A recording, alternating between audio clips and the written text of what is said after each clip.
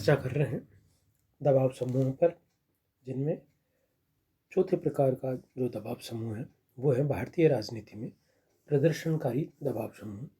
प्रदर्शनकारी गुट वे हैं जो अपनी मांगों को लेकर अवैधानिक उपायों का प्रयोग करते हुए हिंसा, राजनीतिक हत्या, दंगे और अन्य आक्रामक रवैया अपना लेते हैं। प्रदर्शनकारी विरोध और प्रत्यक्ष कार्रवाई कई प्रकार के हैं, जैसे जनसभाएं, पदयात्रा, रैली, विरोध दिवस, हड़ताल, धरना, सत्याग्रह, अनशन, अग्निदाह, घेराव आदि।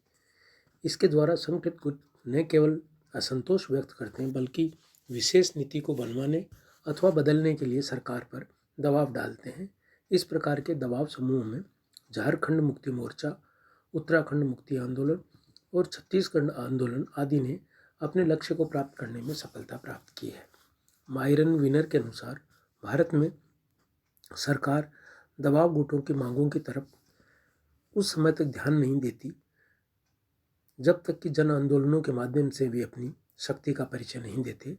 सरकार मांगों को इसलिए नहीं मानती कि वे न्यायोचित है, अपितु इसलिए मानती है कि मांग करने वाले गुट ने उसे ऐसा करने के लिए बाध्य कर दिया है।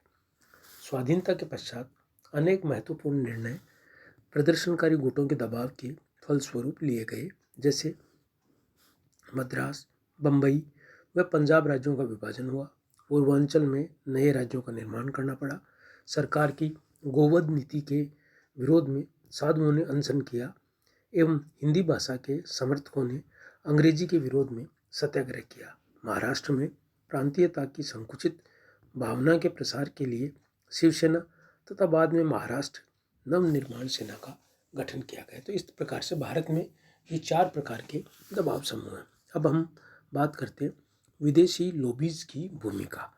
सभी प्रकार की राजनीतिक व्यवस्था में विदेशी लॉबीज सक्रिय रहते हैं। राजनयिक प्रतिनिधि एवं जासूस विदेशी लॉबीज होते हैं। अंतर्राष्ट्रीय वित्तीय संस्थाएं जैसे विश्व बैंक, अंतर्राष्ट्रीय मुद्रा कोष, विकसित देश विकासशील देशों की आर्थिक नीतियों एवं वित्तीय ढांचे को प्रभावित करते हैं। ये विदेशी लॉबीज अपनी विचारधारा का प्रसार करते हैं, प्रशासनिक एवं राजनीतिक नीतियों को भी प्रभावित करते हैं। अब हम बातचीत करते हैं भारतीय दबाव समूह की विशेषताएं। प्रोफेसर मायरन विनर की पॉलिटिक्स ऑफ स्कैरसिटी भारत में दबाव राजनीति का विश्लेषण करने वाली प्रथम वैज्ञानिक रचना है। विनर के बाद स्टैनली कोचनेक का ग्रंथ business and politics in India भारतीय राजनीति में व्यावसायिक दबाव समूह की भूमिका का सूक्ष्म अध्ययन प्रस्तुत करता है। इन विद्वानों के निष्कर्षों के अनुसार भारत में दबाव समूह की विशेषताएं इस प्रकार है। प्रथम, भारत में परंपरावादी दबाव समूह जैसे जाति, समुदाय, धर्म और प्रादेशिक गुट निर्णायक भूमिका अदा कर रहे हैं। अधिकांश राजनीतिक दल जाति और समुदाय के आधार पर ही अपनी अनुयायियों को संगठित करते हैं। दूसरा, अधिकांश समुदायात्मक दबाव समूहों पर राजनीतिक दलों का नियंत्रण है, परंतु प्रमुख व्यावसायिक हित समूह दलीय नियंत्रण से स्वायत्त है। तीसरा, स्वाधीनता प्राप्ति के तुरंत बाद सार्वजनिक नीति के निर्माण में दबाव समूह की सीमित भूमिका रही। इसके 2 कारण थे। प्रथम, केंद्र और राज्यों में शक्तिशाली राजनीतिक नेतृत्व था। दूसरा, सरकार पर कांग्रेस दल का एकाधिकार था। कांग्रेस का एकाधिकार टूटते ही दबाव गुटों का प्रभाव बढ़ता गया। चौथा है, विगत कुछ वर्षों में केंद्रीय सरकार की नीतियों पर भारतीय संघ के राज्यों का भी प्रभाव पड़ने लगा और राज्य संगठित होकर दबाव डालने लगे। पांचवा है, विदेशी सहायता और विदेशी तकनीशियों पर निर्भर होने के कारण विदेशी लॉबीज भी हमारी नीतियों को प्रभावित करने के लिए दबाव डालते हैं।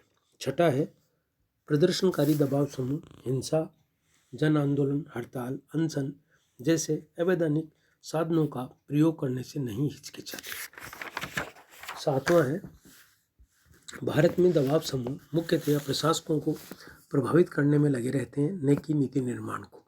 उनका विश्वास है कि महत्वपूर्ण सांस्कृतिक और आर्थिक कार्यक्रम, रचनात्मक संस्थाओं तथा कला विज्ञान के विकास एवं उन्नयन का कार्यभार नौकरशाही के हाथों में है।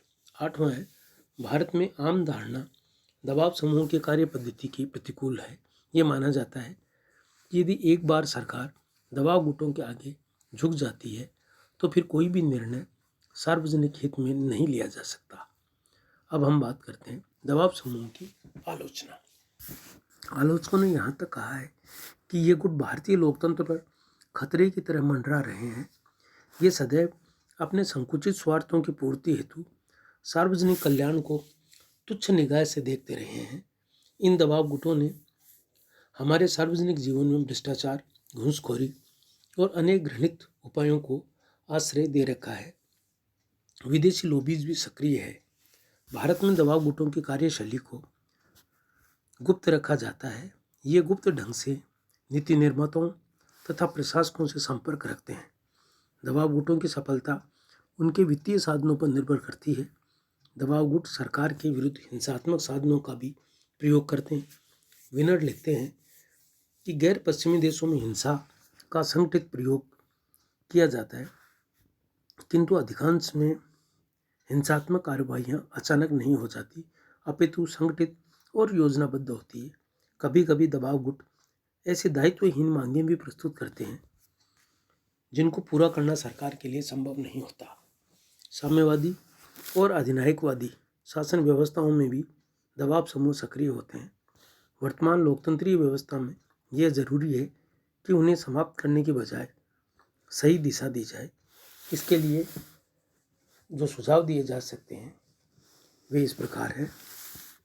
प्रथम है, हित समूहों को खुले तौर पर राजनीतिक व्यवस्था में भाग लेने का लोकतंत्रात्मक अवसर उपलब्ध करवाया जाए। विभिन्न हित समूह आपसी वाद विवाद से संतुलनकारी नीतियाँ निर्मित करने में सहायक होंगे। दूसरा है, संसद की परामर्शदात्री समितियों में हित समूह को सह सदस्यता प्रदान की जाए। तीसरा है, सरकार के विभिन्न परामर्शदात्री समितियों के सदस्यों का मनोनयन सरकार द्वारा न होकर हित समूह द्वारा करने की परंपरा डाली जानी चाहिए। चौथा है, स्थानीय अधिकारियों को किसी भी निर्णय के क्रियान्वयन से पूर्व स्थानीय हितों से परामर्श करने की आदत डालनी चाहिए। दबाव गुटों को नियंत्रित करने के लिए संसद द्वारा अधिनियम बनाकर इनका पंजीकरण अनिवार्य करना चाहिए तथा ये अपने वार्षिक आय व्यय का प्रतिवेदन प्रस्तुत करना आवश्यक हो। इनके लिए संसद द्वारा निर्मित विदेशी अनुदान नियंत्रण कानून द्वारा विदेशी निकाय से कोई भी संस्था केंद्र सरकार की अनुमति के बिना अनुदान नहीं ले सकती है। आवश्यकता इस बात की है कि दबाव समूह तथा सार्वजनिक हित के बीच सामंजस्य स्थापित किया जाए। धन्यवाद।